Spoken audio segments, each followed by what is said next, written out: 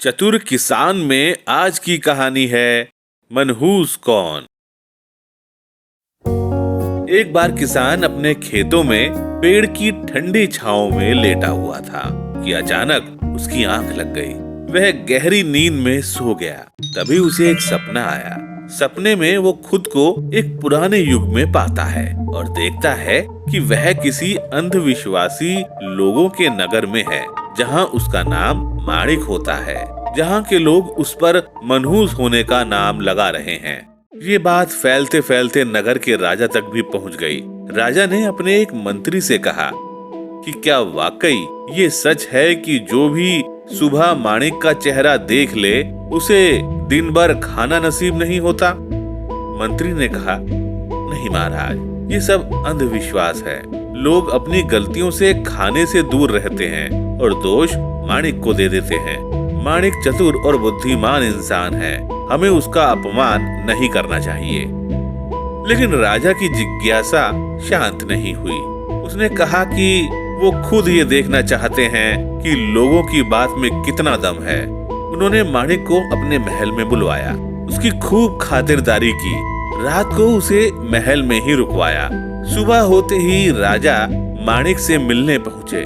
उससे मिलने के बाद वो दरबार के काम में लग गए। उस दिन काम कुछ इतना ज्यादा था कि शाम तक उन्हें खाना खाने का समय भी नहीं मिला। राजा को यकीन हो गया कि माणिक वाकई मनहूस है।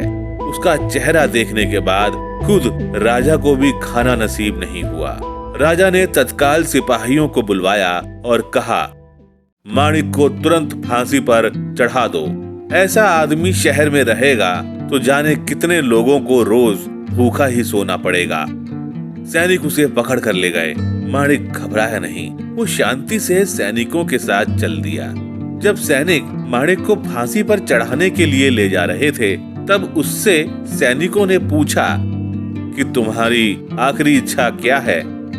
माणिक ने कहा, मेरी आखिरी इच्छा ये है कि मेरा एक संदेश राजा तक पहुंचा दिया जाए और उनका जवाब क्या है ये मुझे बता दिया जाए।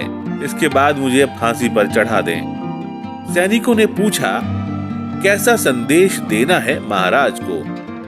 माणिक ने कहा, आप महाराज से कहिए कि मैं वाकई मनहूस हूँ। जो सुबह सुबह मेरा मुंह देख ले उसको दिन भर खाना नहीं मिलता, लेकिन मुझसे ज्यादा मनहूस तो महाराज हैं। मैंने सुबह उनका चेहरा देखा और शाम को मुझे फांसी पर चढ़ाया जा रहा है। सैनिकों ने राजा को माणिक का यह संदेश सुनाया।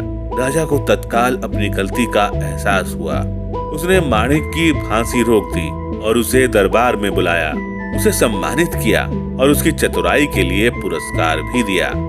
फिर पेड़ से एक आम किसान के चेहरे पर आकर गिरता है और उसकी नींद खुल जाती है। वो माणिक नहीं बल्कि वही किसान है जो खेतों में हल भी चलाता है और अपनी तीव्र बुद्धि से लोगों की समस्याओं को भी हल करता है।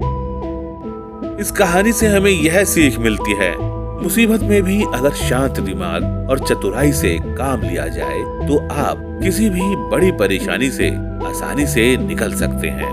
लोगों के तानों और अंधविश्वास को नजरअंदाज करें, अपनी योग्यता पर भरोसा रखें